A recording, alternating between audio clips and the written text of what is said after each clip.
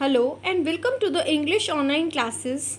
So we were going through the chapter 3 that is deep water with the explanation was going on. We have done the first two parts and now the third part begins where now the author was traumatized by two incidences that happened to him in his childhood, and he could not recover till many years of his life, and still he was struggling. So now he gives more instances like a few years later when I came to know the water of the cascades. Cascade means small waterfalls. I wanted to get into them, and whenever I did, whether I was wearing the Titan or bumping river or bathing in warm lake of the grey goat rocks, the terror that had seized me in the pool would come back. So he is telling here that even the shallowest of water entering, even if when he was wading means even he when he was walking in the shallowest of the waters, he would feel again traumatized. He would all the trauma that he had overcome somehow was again it again regained in his memory. My legs would become paralyzed. Icy horror would grab my heart. Now he would again be traumatized. He was again under a panic attack due to the few instances that happened to him. This handicap stayed with me as years rolled by. Rolled by means to pass by. Even many years have passed, he is grown up, he is a grown up now. Still, that fear of entering the water is a handicap, means disadvantage, still a disadvantage for him. In canoes on the main lakes, fishing for landlocked salmon, now what happens is, now when his friends and family, they will all go for fishing in New Hampshire for trout, fishing for on Deschutes and Metolles in Oregon, fishing for salmon or the Columbia at Bumping Lane in the Cascades. Wherever I went, the haunting of fear of water followed me. So he and his family or his colleagues, they whenever he was accompanied by many people uh, for the fishing, for the hunting and all that in the water and all such incidents, he whenever he went again, that fear came back to him. Here they have mentioned one more kind of bass fishing. Is bass is a kind of fish that is being caught in the New Hampshire, and trout that is in Deschutes and Melodius in Oregon. Fishing for salmon and other, it is explanation that in various parts of that country, wherever he went, where the water was shallow, where the water was not adequate of drowning a person, even there he was afraid of entering because of the trauma he had. It ruined my fishing trips, deprived me of joy of canoeing, boating, and swimming. So all these things, all his fear would prohibit or um, warn him against the trauma that he had gone through. So he would again regain all that fear. Then is, I used every way I could to overcome this fear, but it held me firmly in its grip. So he used everything that he could possibly to overcome his fear, but everything seemed useless. Finally, 1 October, I decided to get an instructor and learn to swim. I went to a pool and practiced 5 days a week, an hour each day. The instructor put a belt around me. A rope attached to the belt went through a pulley that ran on an overhead cable.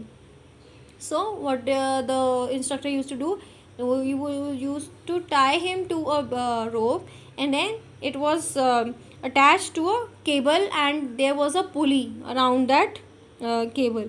He held on to the other end of the rope, and he went back and forth across the pool, hour after hour, day after day, week after week. So he repeatedly made Douglas secure by attaching him to a pulley, so that he had at ease in his mind that he was secure and he would not be drowned or taken back by the water. Each time the instructor relaxed his hold on the rope and I went under water, some of the old terror returned and my legs rose. Though he was attached to a pulley, and when the instructor would let loose the pulley, the rope, then he used to enter the water, and while entering he used to again come back. The fear of and the previous encounters came back in his mind. It was 3 months before the tension began to slack. Now it's been 3 months he's been training by for the swimming and all, and entering into the water, so it is slacking means it is decreasing.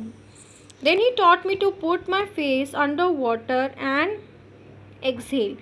Now he taught him the techniques of entering the water, how to breathe in the water and how to survive in the water by these two exercises of exhaling and inhaling. They are breathing processes.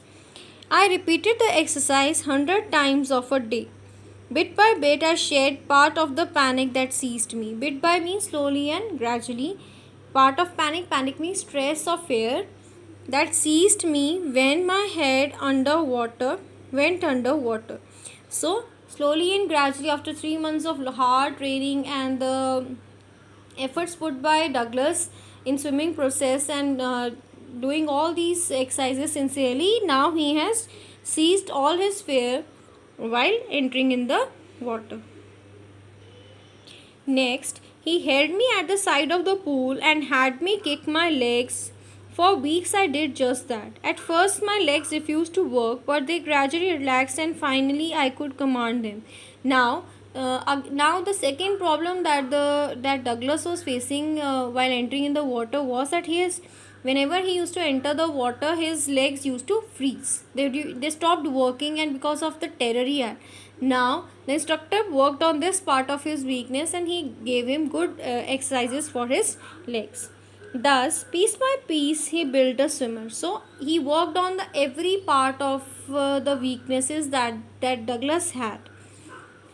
And when he had perfected each piece, he put them together into an integrated whole.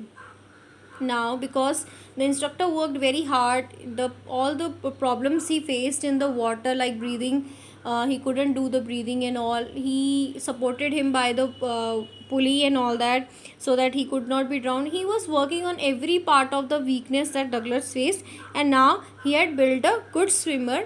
uh, in April, he said, "Now you can swim. Dive off and swim the length of the pool, crawl or stow." Now, instructor, now he had, because he was successful in making Douglas a good swimmer, and made him lose all the fear that he had, the trauma he had for water.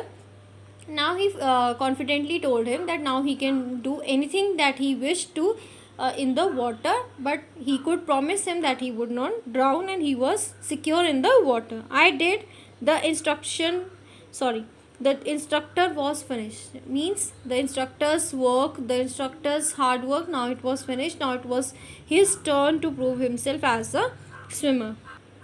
But I was not finished. I still wondered if I would be terror stricken when I was alone in the pool. I tried it. I swam the length up and down. The vestiges means marks or traces of old fear, of old terror would return. But now I could frown and say to the terror. Frown means now, because still he had that feeling, that he had an inner insecurity, that maybe if I enter the water again, that fear would again come back to me, and I would not be able to survive in the water. But still, angrily he could face the frown means angrily. He said to his terror. Terror means he faced his terror bravely and angrily faced the terror by saying, "Trying to scare me, eh? Well, here's to you. Look." And off I would go to another length of the pool. He was confident. He was very energetic, and he was very angry towards his fear that he could face, and now nobody could pull him back into the water, and he could confidently go into the water, swim into the water without panicking anymore. This went on until July, but I was still not satisfied. I was not sure that all the terror had left. So I went to Lake Wentworth in New Hampshire, dived off a dock at Trix Island, and swam 2 miles across the lake to Stamp Act Island. Now he went to the deepest of the rivers, and he tried to face his fear. I swam the crawl, breaststroke, side stroke, and backstroke. Whatever strokes were being taught to him by his instructor, he tried everything. Only once did the terror return. When I was in the middle of the lake, I put my face under and saw nothing but bottomless water. The old sensation returned in miniature. Miniature means in a small part. It again reached. I laughed and said, "Well, Mr. Terror, what do you think you can do to me?" I fled and swam on. So he was not afraid, though it was returning in little parts. Yet he uh, talked to himself, his fear inside, that I am not going to let down myself. I am not going to give up because you have had me enough, and now I will face you bravely. Yet I had residual doubts.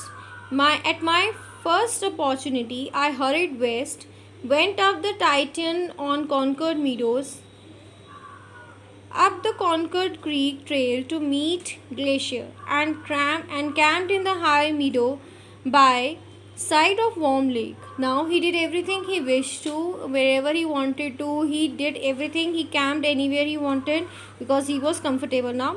The next morning I stripped, dived into the lake, and swam across to another shore and back just as Doc Kirpon used to do. Now Doc Kirpon is a famous American swimmer. So he could confidently do whatever he wished. He knew all the strokes and he was very comfortable, and he could feel that like a famous American swimmer, he could also survive and he could also actively participate in the river. I shouted with joy, and Gilbert Peak returned the echo. I had conquered my fear of water. Now he was in the Gilbert Peak on the one of the peaks in USA and Washington. So when he was so joyful, he excited in joy. Even the peak seemed to be rejoicing, seemed to be enjoying by echoing back his voice. So he was very happy. I had conquered all my fear of water. So ultimately, he had conquered the fear that used to traumatize him time and again. The experience had a deep meaning for me, as only those who have known stark terror and conquered it can appreciate. So here, these lines, children, are very important, very great lines by Douglas, that once a person has overcome his fear, nothing can pull him back. In death, there is peace. So, this is terror only in the fear of death, as Roosevelt knew when he said, "All we have to fear is fear itself." Because I had experienced both the sensation of dying and the terror that fear of it can reproduce. The will to live somehow grew in intensity. At last, I felt released, free to walk the trails and climb the peaks and brush aside fear. So, here, very great lines said by Roosevelt, that is Douglas, that the most important thing is overcoming one's fear, because too much of fearing can lead to one's death. And death is definitely a truth, an immortal truth that has to happen. But all the time fearing the death, that this time or the other time, some time or the other, the death would definitely come any unexpected way. But to keep fearing of death all the time is one of it is death in itself. Because if you keep on fearing about thinking about death, that this might take this can result into death, this can result into paralyzing this so these living in fear is one in its kind is one of death only. So one dies before death if you are too much feared of thinking of death all the time. So this was the explanation of the chapter, the last part of the chapter. With this the explanation of this chapter is done. Thank you all for patiently listening and understanding the text. Thank you.